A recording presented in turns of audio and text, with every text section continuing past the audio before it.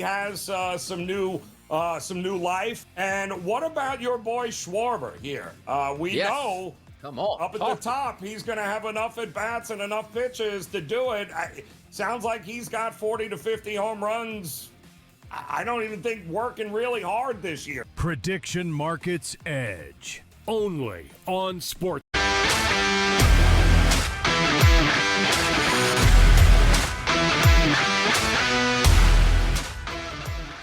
Pro Football Today on SportsGrid. Great to be back with you as we take another step towards the NFL draft. More and more markets starting to appear. We will be diving into those here on our show today. Kevin Walsh joined by Joe Lisi. And Joe, there's still plenty for us to get into, but I have a feeling that you and I are going to have a busy summer. You know, the NFL news comes in waves. And we anticipate, obviously, a huge free agency period, a huge NFL draft news cycle, and then you're kind of waiting around for OTAs. But it feels like we could have 2, 3, 4 superstars traded in June to, late June. It's just a lot in the air here, Joe. It is, Kevin. The offseason of the NFL now is no longer just a dead period, to your point. We have offseason movement that really solidifies whether teams make it or break it in January for a Super Bowl push. And when you look at some of the names that are out there, the first that comes to mind is Max Crosby and his situation in Las Vegas. Do they ship him out yet again, or do they keep him to potentially be that face of the franchise on the defensive side of the ball with the new head coach and potentially first-round draft pick, top overall pick in Fernando Mendoza to potentially lead this team back to the promised land? Those are the stories that we'll see unfold over the next 4 or 5 weeks. And this NFL draft may be not loaded with marquee names, Kev, but I do feel the draft as we inch closer to the end of April, I think we're going to see a lot of movement and a lot of trades potentially for some of these teams in the first round. There's one Ohio State player specifically I'm excited to ask you about later on, who I feel you've been pretty high on as well. I also like that people, watching right now are like, which Ohio State guy? Because there's a handful of them that could all go inside the top 10. But let's keep it in that general area. The Cleveland Browns restructured Myles Garrett's contract, and the cap folks, right? There's a lot of different cap folks out there, Joe, basically said, all this does is make Myles Garrett more tradable. Doesn't save anybody a dollar today. It doesn't make Myles more money, less. It's just now they can trade Myles Garrett with more ease. And it comes on the back end of the Browns proposing, instead of being able to only send draft picks out 3 years in advance, being able to send them out 5 years in advance. I am sure Cleveland is then thinking they will be able to ask for 5 first-rounders in order to get Myles Garrett. I imagine they wouldn't get 5. I'd like to believe they'll probably get 3. If it were to become a thing. Their general manager, Andrew Barry, nothing to see here. Sure, but the numbers don't lie. Do you think this is something or nothing with the Myles Garrett contract being restructured? No, I think it's nothing. Again, we have had this discussion as it relates to Myles Garrett, whether Cleveland would be better off with him or without him. And again, I don't understand when you have a player coming off the NFL sack record, playing at an elite level, and I get that you want to ship him before his value dwindles and obviously regresses. But he is the best player on that team. And if you're going to rebuild, you want to make sure that you have that player on the roster as opposed to getting more draft picks and hoping that defensive players could duplicate the productivity that Myles Garrett has brought that organization.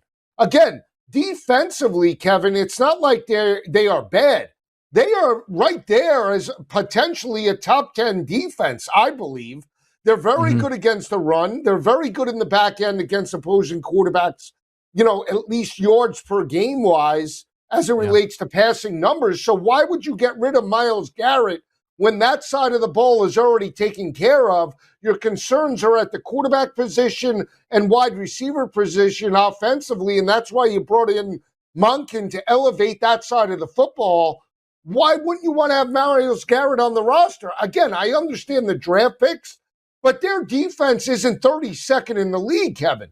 They are a top 10 unit when Myles Garrett is in that lineup, and if the offense can find a rhythm, they can then, I believe, challenge for 8 or 9 wins. What is wrong with that?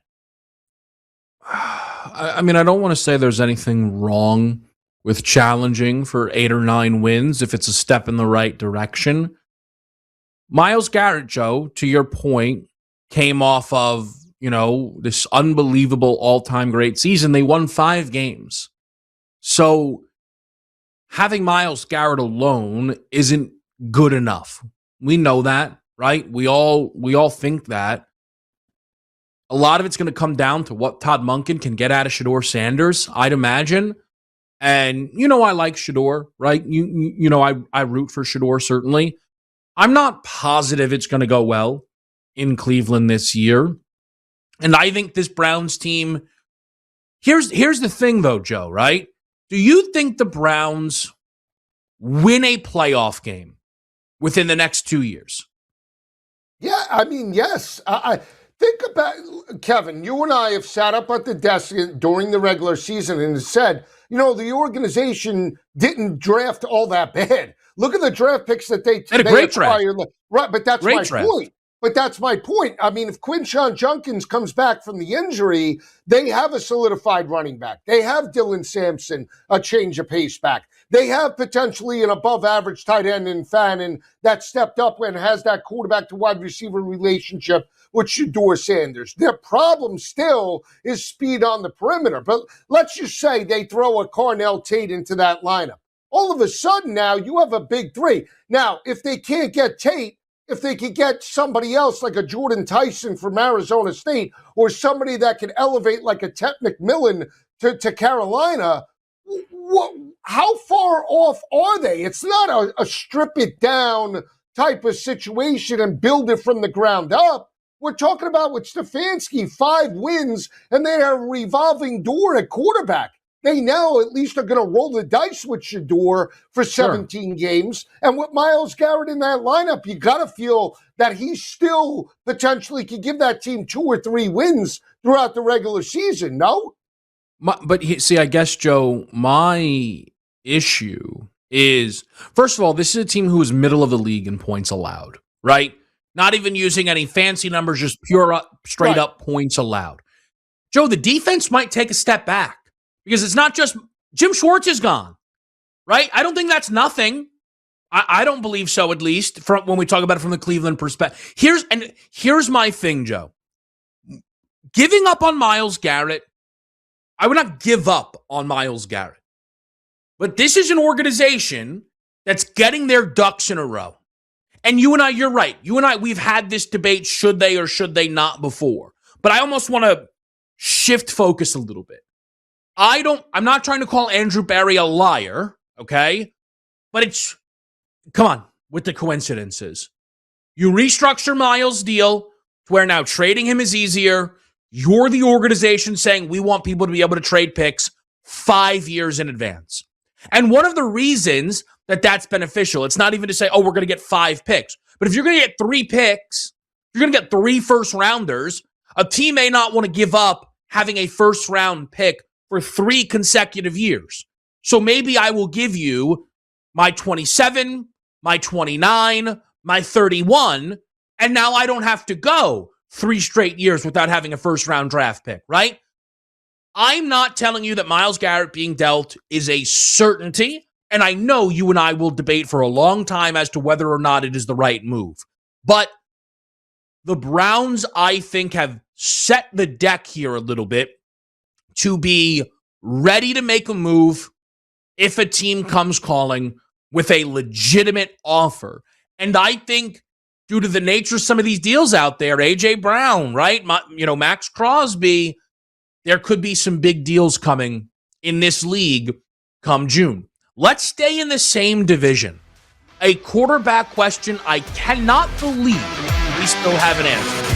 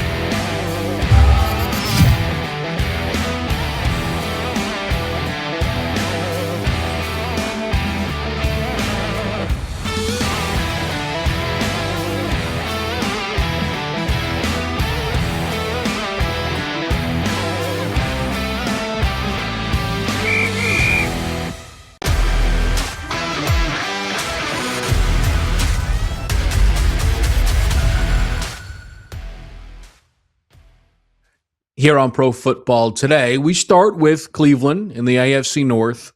We transition to Pittsburgh, who at the moment don't have a starting quarterback. I mean, unless you are a big Will Howard guy, which, you know, hey, I'm into it a little bit. I am. I don't want to hear, oh, they know who their guy is. Well, then why isn't Aaron Rodgers already signed? Again, I know what the favorite is. Aaron Rodgers is just going to become a Steeler. But why is this not already settled? Is this not silly, Joe, that Aaron Rodgers hasn't already agreed to come back for Pittsburgh next year? Well, I thought it was a Mike Tomlin thing last year, why we waited so long. But apparently it is an Aaron Rodgers thing, right? Again, this organization, just big picture, Kevin, since Ben Roethlisberger retired and moved on, they are in complete disarray without a game plan about how to solidify the quarterback position. And I understand they wanted to roll the dice with the veteran, and Mike Tomlin wanted to feel comfortable with Aaron Rodgers, but he is no different than Russell Wilson was 2 years ago. I'm sorry, just not. They are stuck in neutral. And again, they drafted Will Howard, and Will Howard has shown glimpses in training camp and, obviously practice that potentially he could be that guy. But they got the journeyman coach in Mike McCarthy that all he does is regress from the time that he takes over an organization and a team.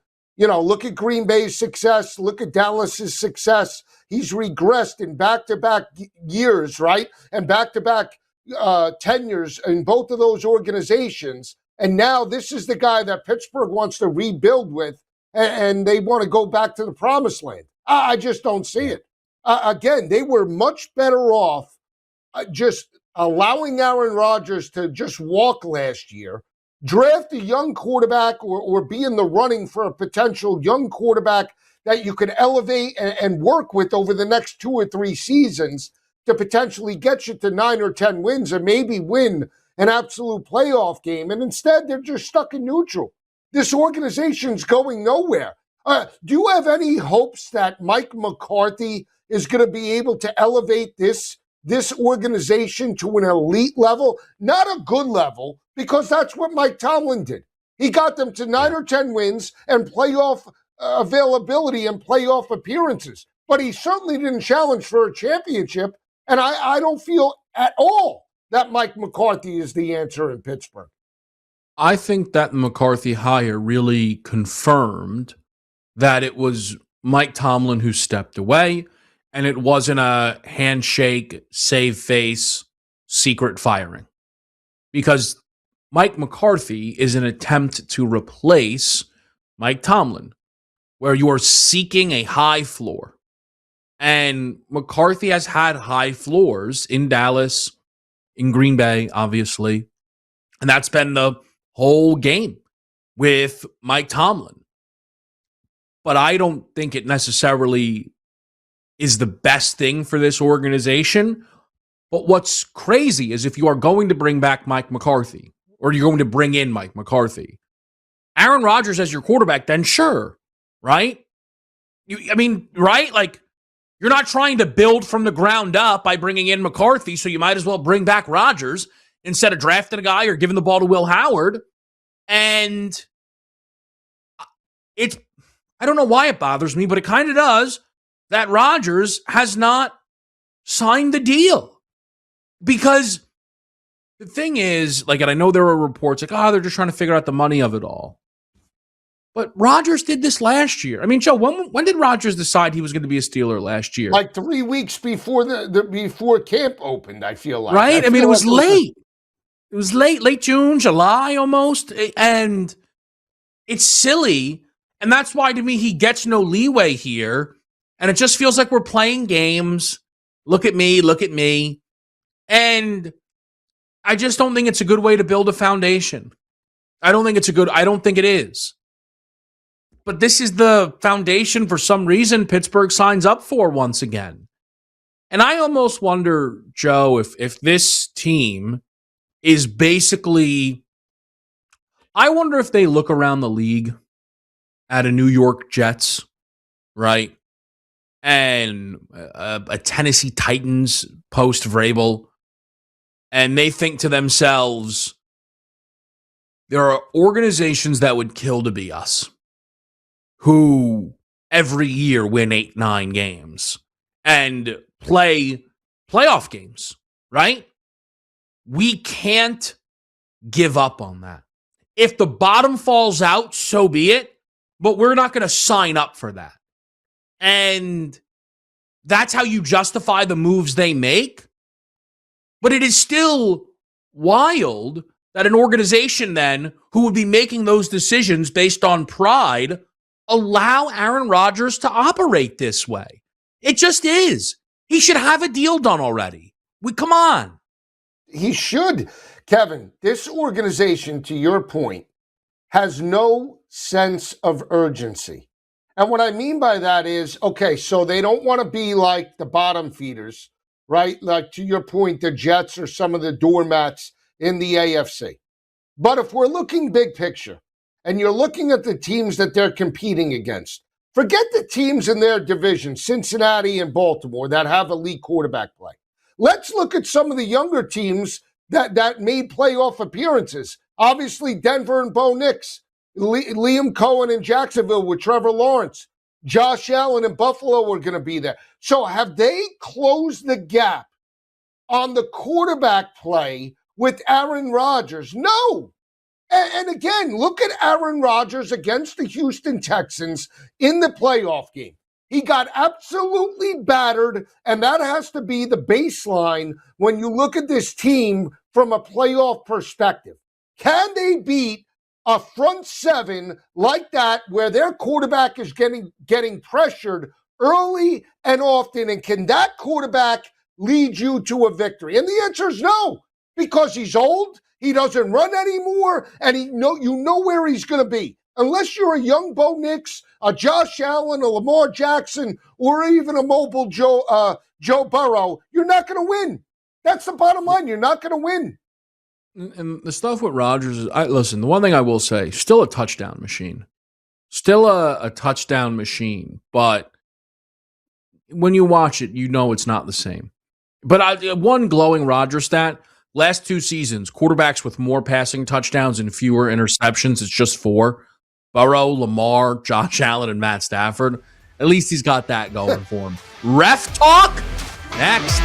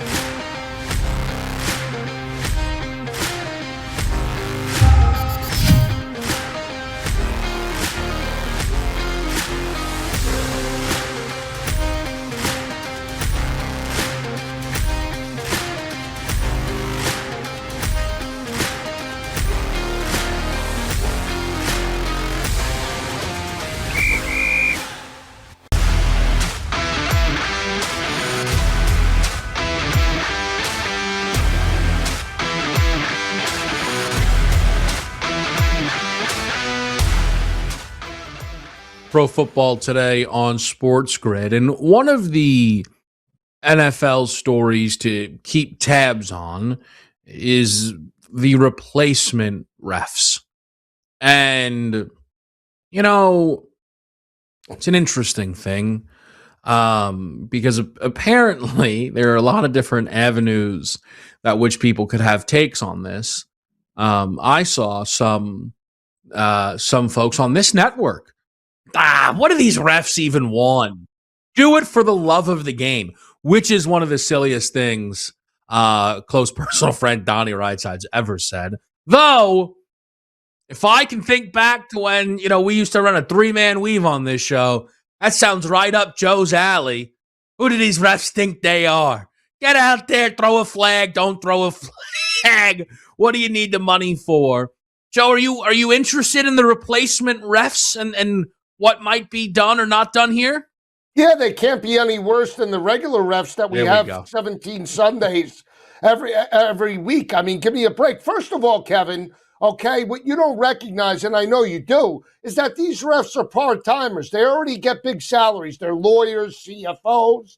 They get big salaries already, and this is a part-time gig, okay? And then, they pull out calls that they haven't made all game long in the waning minutes that determine an outcome. So if you want to get us replacement refs that are hungry, that want to make a statement, I'll sign up for that any day of the week, okay?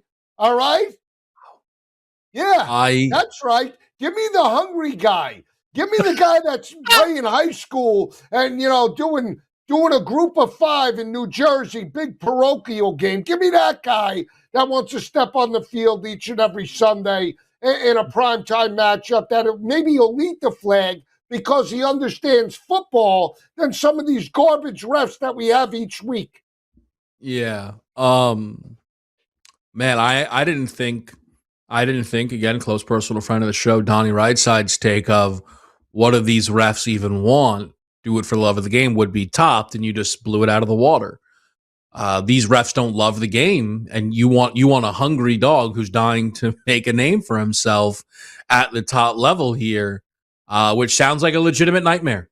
Sounds like an absolute nightmare. Sounds like, guys will be excited to get on TV. And here's my worry, okay? So right now, everyone's perception of NFL refs is very, very low. But the idea is we have the best guys doing it. That's at least the idea. If you bring in replacement refs, I think the best case scenario is they do the same exact job as the current refs. They're not going to be better. People aren't going to watch a game and be like, I got to tell you, this crew on it, love their holding calls, love the lack of DP. It's not going to happen. And what's going to happen for the gamblers, Joe, is when they lose bets, now replacement refs, what the idea around officials is you don't want them to be a storyline. If we go into games knowing, hey, these aren't the real refs, it's going to be bad for the season. It just is. It's possible, Kevin, but let me say this, okay? The reason why you claim they're the best refs isn't because of the consistency of the calls, Kevin. The reason why they're the best refs is because they understand the handbook, okay, better and rule book better than anybody. And that's a problem, okay? Because if you're pulling calls in section 151, page 95 of 110 pages of the rule book, which have absolutely no bearing of the game, but you want to showcase your knowledge of the rule book, that's a complete joke. And that's what these refs do. How many times do we see a call come out of nowhere that affects the outcome of a particular ball game, and it wasn't called throughout the regular season once? What made the ref pull that out at that particular time just to showcase his knowledge of the rule book? Give me the high school refs that you no?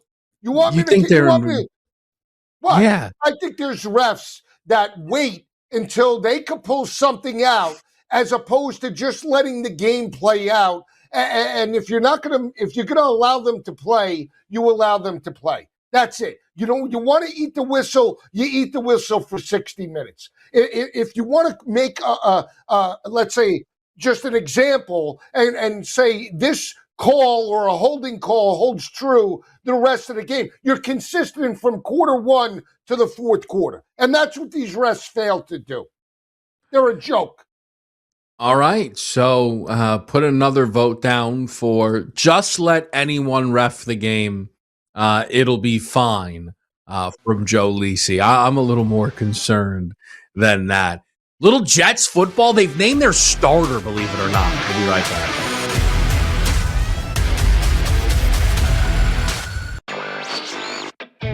Parlays are pretty much the reason that FanDuel and DraftKings were able to become profitable a couple years ago. Think about a straight bet that someone places on a sports book, usually about 5% hold rate for a sports book. A parlay, it's about 20%. So there's a reason that all the promos you get, all the advertisements, all centered around parlays. Newswire. Only on SportsGrid. So why is this? The bigger question, Kevin, that we should be asking is why is this happening now? This could have happened last week. Could have happened the week before. It is goodwill season. Into spending them. I mean, look, it is what it is. Like, this is what you do to fire up the fan base. Game time decisions. Only on SportsGrid.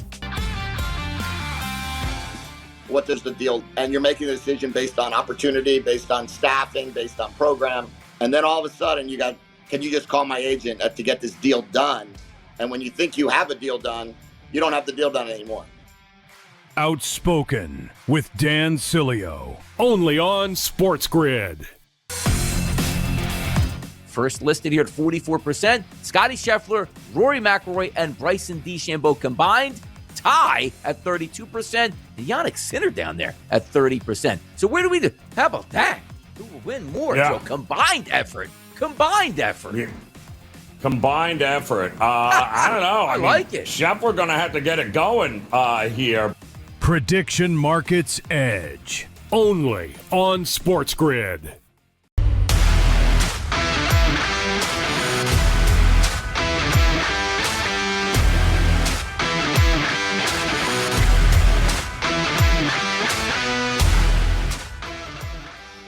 Let's play a little Remember When, shall we? Does everyone remember when Aaron Glenn on a Wednesday, on a Friday, was unwilling to name who his starting quarterback was going to be, despite the fact that one of them was obviously going to be out and the other was Justin Fields? And he liked to play that little charade like he was a low-level college coach because maybe it would be a competitive advantage that the team didn't know who the starting quarterback was going to be.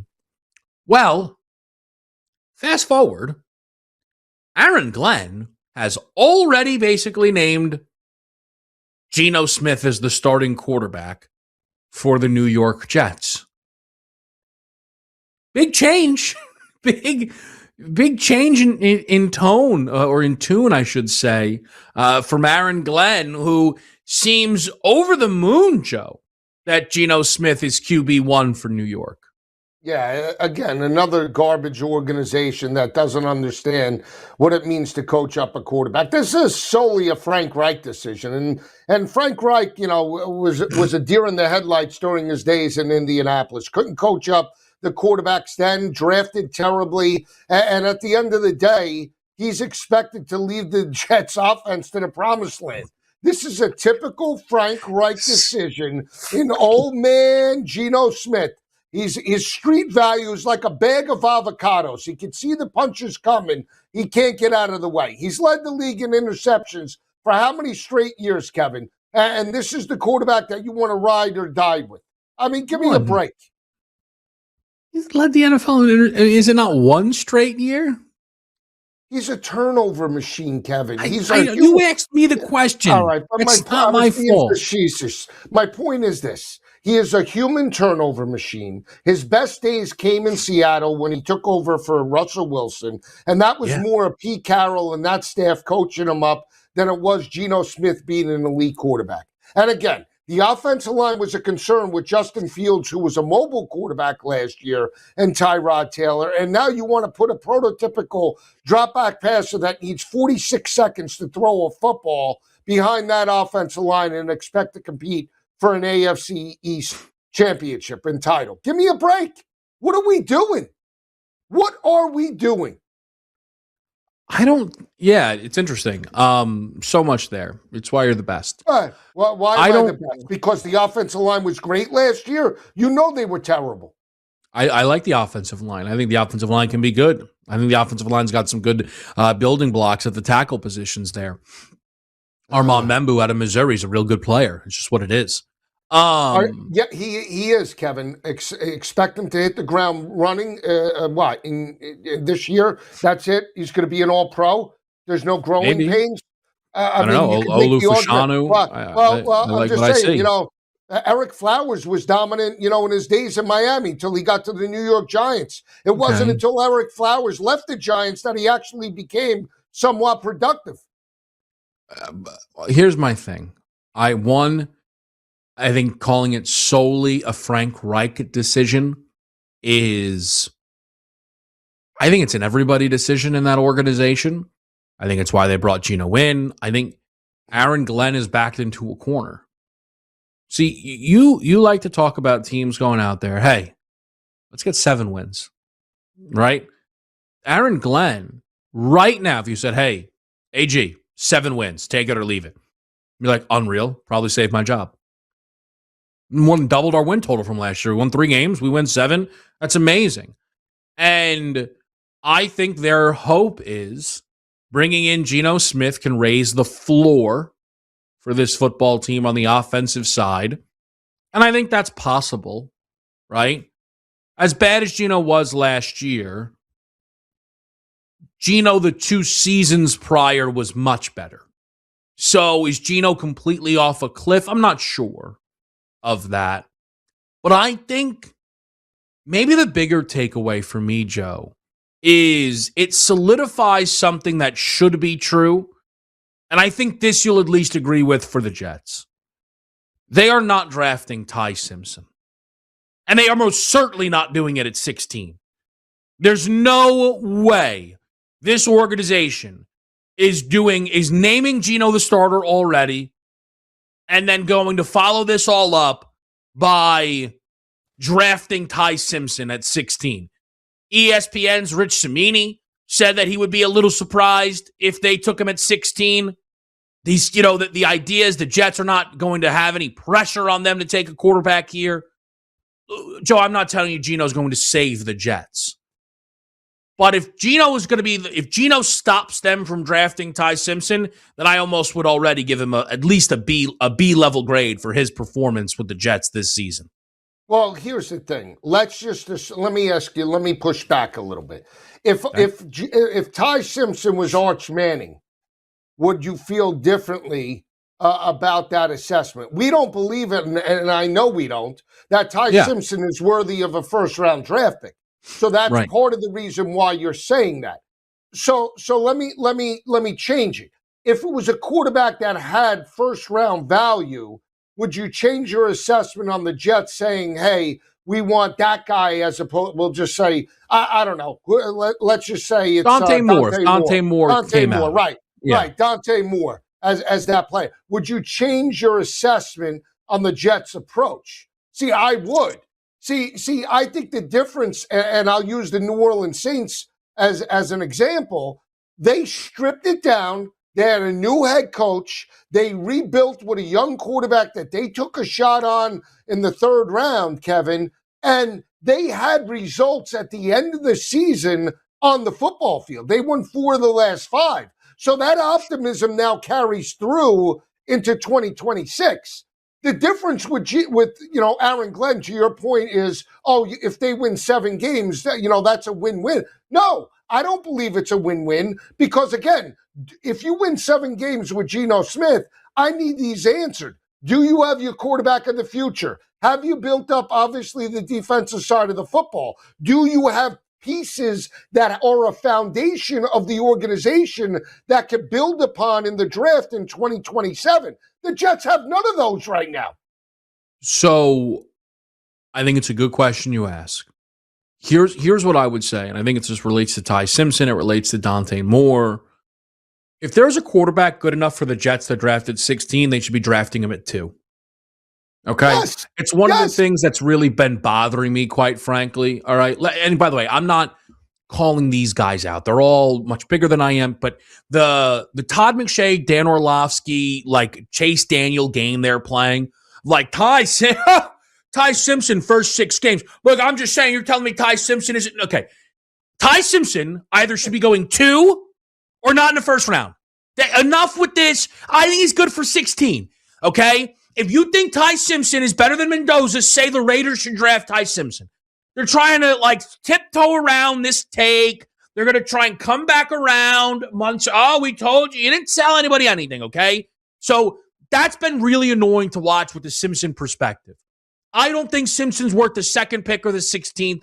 I don't think Dante Moore would have been worth the 2nd pick of the 16th. I don't think Arch Manning, if he left off of last year's tape, would have been good for 2nd or 16. But I will tell you this. Arch, Moore, Simpson. I cannot stand how often, you know this and you agree with this, teams draft a quarterback with a lame duck coach, fire the coach, and now the quarterback into year 2 has coach 2. The Bears got away with it. You were screaming fire Eberflus, right? They got away with it because Ben Johnson basically waited a year, right, to come and get the job and be with Caleb. If the Jets, though, Joe, drafted a quarterback, Aaron Glenn's a favorite to get fired. Aaron Glenn is a favorite to get fired. You can't draft a quarterback in round 1 and then fire. It's why I know I'm crazy. I don't think the Giants should have fired Dable. I still don't. Dable's the Jackson Dart guy. Ask Jackson Dart. And then they hit on Dart. So it's just the way these organizations approach this stuff is crazy. We're going to talk some Ohio State football next.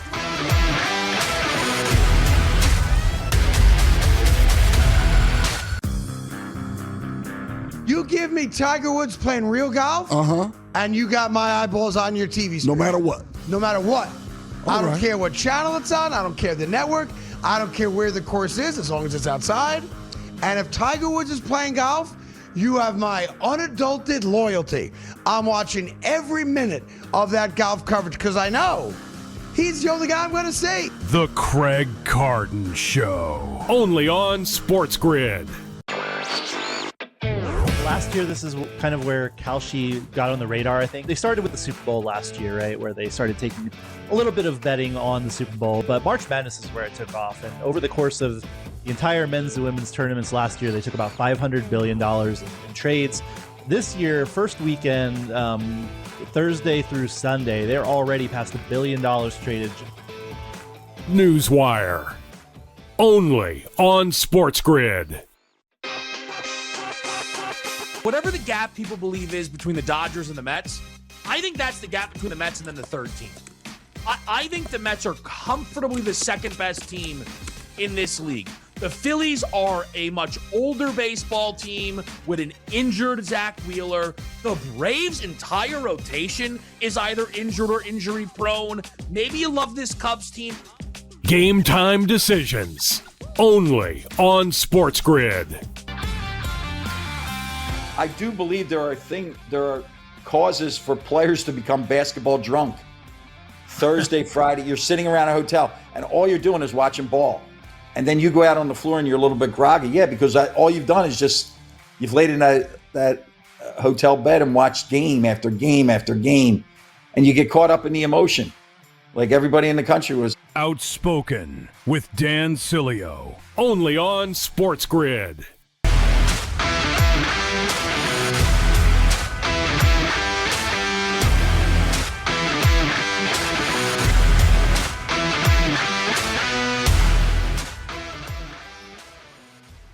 The Ohio State Buckeyes will be well represented in the top 10, 15 of this NFL draft. Kevin Walsh and Joe Lisi here. And Arvell Reese has had a lot of hype, though there was a video put out during his pro day where he wasn't getting enough bend. People got a little worried. Sonny Styles had an all-time great pro day. People are obviously really interested in him. Caleb Downs has been one of the more discussed college players for all 3 years, right? The season at Bama, the multiple seasons at Ohio State. But it is Carnell Tate who is starting to interest me quite a lot, Joe. You've been in on Carnell Tate for a while.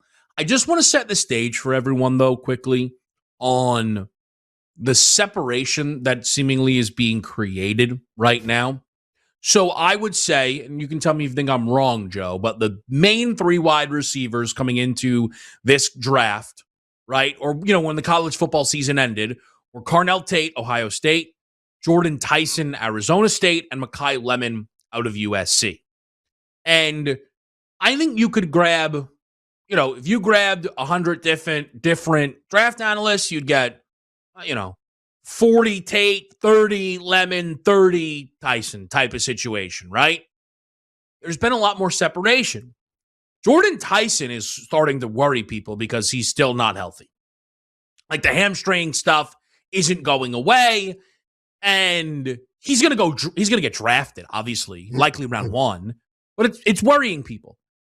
And Mekhi Lemon didn't seem to have an awesome combine from a interview perspective. And we can find that stuff to be silly, but it matters. He's not the biggest guy. And, Carnell Tate, funny enough, didn't have this great combine either because he didn't run really well. But then they all came out and said, actually, he ran better. The stopwatch didn't work. And then the film for Tate, people seem to be catching on and on. So I'll start with this, Joe. As we sit here now, I'd be stunned if Carnell Tate wasn't the first wide receiver off the board when we get to late April. Yeah, I agree with you. I don't see any way Tyson or Lemon could eclipse them. I just can't. Tyson and Lemon, I think, are going to be great pros. Now, Jordan Tyson, to your point, has dealt with the injury issues. A couple of years ago, stepped up, dynamic catches, big body, the ability to catch the football at its highest point. And I think Lemon potentially is the best pure route runner, much like St. Brown that played at USC as well for Detroit. But the best overall wide receiver, the ability to take a game over, is Cornell Tate. And again, we keep going back to this. It's like, LSU wide receivers, Ohio State wide receivers, the lineage and the school matters, right? Especially in this type of situation. And the book is still out on Marvin Harrison Jr., whether he can live up to expectations or not, Kevin. But, just go through the list and look at Abuka last year. I mean, prior to Evans getting hurt last year, he was the number one go-to guy for Tampa Bay. Hit the ground running. He just tailed off when Evans and Godwin got back into that, lineup. So just think of the pedigree. Michael Thomas, Olave. I mean, Garrett Wilson. I mean, JSN. I mean, we could go on and on about the great Ohio State wide receivers, and we've seen them do it in the Big Ten, in the big matchup. So there's no doubt to me that if I am in need of a wide receiver, Tennessee, I'm going after Cornell Tate and nobody else. So, and that's, one of the reasons I wanted to bring this up, because Joe's been pretty steadfast in, Cornell Tate and what he can bring to the table. I am kind of getting there myself on the idea of Cornell Tate. First of all, just the price around wide receivers is just getting more and more and more expensive, right? We just saw JSN reset the market. So it is in an organization's interest to draft wide receiver high, right? I think we're maybe quarterback and edge rusher, still maybe offensive tackle, but wide receiver's right there. Really is. You could argue probably wide receiver should go in front of offensive tackles from a financial standpoint of it here. Cornell Tate, when I think back to this Ohio State season, Joe, he did feel like a touchdown machine. And I know he only had 9, but he didn't play every single game. And it was only on 51 grabs. And there were a few times, understandably, where saying was just, I'm just going to throw to Jeremiah. I'm just going to throw it to Jeremiah. But I don't think Tate is some product of, there were 4 guys on Jeremiah Smith. He was wide open. He got open, right? But he also had some great contested catches. He had some big performances. The Penn State 5 for 124 and a touchdown stands out. He's the one who scored against Texas, right? Some of those big games, Jeremiah Smith didn't necessarily do a ton, but, you're not supposed to say that. That's a conversation for next year, I think. And I now feel that Jeremiah Smith, so this number's come out, over under draft position, and the number's 7.5. I'm starting to think that Cornell Tate should be a lock top 7 pick, specifically with eyes on Tennessee and Cleveland, as you've mentioned. You know what I think of Jeremiah Love. A running back at 4 over Cornell Tate, Joe? I don't think that's the right move for the Titans. And for the Browns, I know everybody wants them to draft offensive line, but this isn't a superstar O-line class, and Cornell Tate could be a superstar wide receiver. And I think the needs are equal. I think 4 and 6 are really live for Cornell Tate. Yeah, and he's a local kid. I mean, if you're going to draft the Ohio State Buckeye, you would want him in Cleveland, right? I'm just saying, that's the whole point. And, 7.5, if he somehow slips to 8 or above, Kevin, that'd be a travesty. If you're Tennessee and you have Tony Pollard already and Tajay Spears, there is no need to draft Jeremiah Love. There is no need. You have a second-year guy in Cam Ward that you don't even know if he's the quarterback of the future yet. You think he is, but how can you make that assessment when you have pedestrian garbage wide receivers around them? I just don't. Again, we're doing this dance, and look at the elevation of Jalen Hurts when he was surrounded by A.J. Brown and Devontae Smith. Look at Trevor Lawrence when and I know Brian Thomas had an off year, but when they put talent around them. I'm just saying that's the only way you could make an assessment. We'll talk a little bit more about these wide receivers after a quick break here on SportsGrid.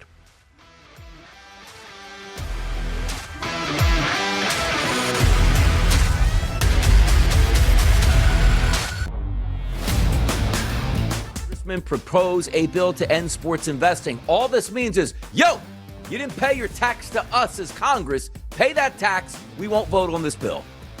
Yeah, we saw the same kind of thing, Donnie, with the advent of fantasy football. Remember when that first started and we saw ads everywhere and all of a sudden Congress had to get, yeah, that's because they wanted their fair share. The Early Line, only on SportsGrid. Myles Garrett's getting traded, and I think the Eagles make the most sense for the trade. The Browns need a wide receiver. They do. They need as many picks as possible. The Eagles are built to win right now. So where do they pick 20 what? Do you have that? I believe it's 23. All right, so let's assume it's 23. You give up the 23rd overall pick. The Craig Carton Show, only on SportsGrid. He didn't get 50 home runs. He only stole 13 bases. Boy, he only pitched to a 4.15 ERA. Yeah, he's not the MVP. Like, who can steal it from him? If Ohtani plays the whole season, who can steal it from him, Tom? It has to be something so dramatic that it will bring pause to the voters to say, hey, Ohtani's great. He was a good pitcher this year. He was a really good hitter. But what this player doing, we have to take note of. Pro Baseball Today, only on SportsGrid.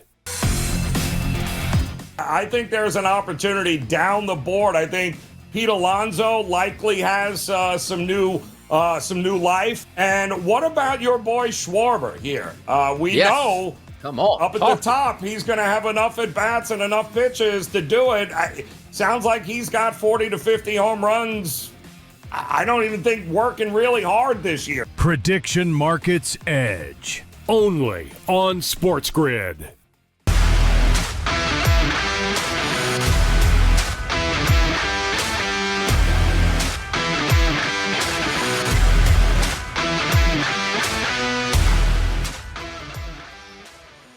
All right, Pro Football Today, back here. Kevin Walsh, Joe Lisi. We're closing this thing out. There's a couple of wide receivers we're going to get to in a second. I want to ask you, Joe, a Carnell Tate specific question, Kansas City Chiefs specific question. I tend to believe that Kansas City should be very interested in drafting Carnell Tate. The Rashee Rice suspensions, just they seem to constantly loom. I think Xavier Worthy is going to be good. I don't know if Xavier Worthy is ever going to be special. Travis Kelce may be signing up for a final season. Obviously not a ton left. I think Kansas City is at their best when Patrick Mahomes feels scary. And Patrick Mahomes having more weapons than we know what to do with, right? That's scary. Ken Walker, Kelce, Tate, okay, right?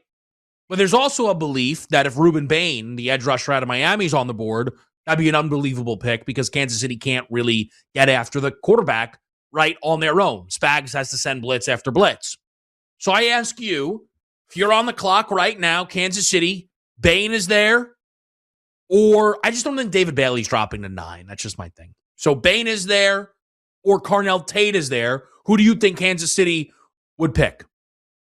I think they would go after Tate if Tate's available. And they lose Marquise Brown, right? And Marquise Brown signed a 1-year deal, so you lose more speed on the perimeter. Again, we talked about having the keys to the Ferrari last year with Matt Nagy and the speed on the perimeter and failed to utilize those wide receivers to their utmost capability. And now with Eric Bieniemy back, again, I think they're going to throw it early and often, and that'll open up the rushing attack for Kenneth Walker. Again, you have to be able to challenge vertically down the field. And you have the best quarterback modern day that has won 3 Super Bowls. And you're going and you see this offense sputter and be inconsistent at times. It's fascinating. It really is fascinating how they built the organization on the strength of Pat Mahomes' arm. And then the last 3 or 4 years, they've regressed in the passing attack. Why? Yeah, I think they could use a little bit more as well. Joe, the other wide receivers in this class, and maybe we go even a step outside of Lemon, Tyson, and Tate. Mm-hmm. Are there? You always have your guys, right? Mm-hmm. Give me an idea. Omar Cooper, KC Concepcion, Zachariah Branch. Where are you at? Well, there's a couple of guys. I mean, you mentioned obviously Casey Concepcion. I mean, was a transfer from NC State, went to Texas A&M. He's that Swiss Army knife and can be utilized in multiple positions. He's not the biggest, but he can be played in the slot, and I love his hands, and I love his ability as it relates to reverses in the run game. So he's a definite player that you keep an eye out on. But I think when you look at wide receivers, big picture, Kevin, you mentioned Zachariah Branch again, not utilized enough in Georgia's, offense. He came on with Gunnar Stockton towards the end of the year, transferred from USC. He's a player that you could definitely see potentially being, a later round draft pick. Brazil from Tennessee is another guy. I think you can, see him in the later rounds. Cooper is interesting because he's a big body. Steps up in big games, right? Yards after catch. Do I believe he's got elite speed? That's the one thing for me, Kevin. Just keep an eye out for him. I think he's more of a third, fourth, or fifth round selection, Cooper, because of the lack of overall top end speed. Yeah, the Cooper stuff throws me off a little bit because, Joe, we watched every Indiana game, right? They were one of the available too. If you want to take a shot in the later rounds, he was more productive. But my thing is, there wasn't a moment where we were like, oh, future first round pick Omar Cooper. And then we got into this cycle and it was like, oh, obviously Omar Cooper, round one. It's like, wait, really? Obvious? Oh, I missed that. I didn't know. I didn't know about that. That was kind of news. To me, at least a little bit. What about Bernard from Alabama? He's interesting too. I think for me, I know I'm kind of cheating and going back off to the top. The Jordan Tyson stuff is wildly fascinating because I kind of began this process feeling like Tyson was the best wide receiver of the group, but I don't love batting starting things off, which is injury. Right? And my antennas are up a little bit, but I think he also could be incredibly valuable. Jordan Tyson was a get on my back kind of guy at Arizona State. A through and through star, I really thought. I'm very curious to see what the reports look like as we get closer to draft day. Joe, fantastic. As always, we appreciate all of you stopping by with us here on SportsGrid. Before you know it, man, April. And then before you know it, it's NFL Draft Day. For Joe Lisi, I'm Kevin Walsh. We'll see you next time on Pro Football Today.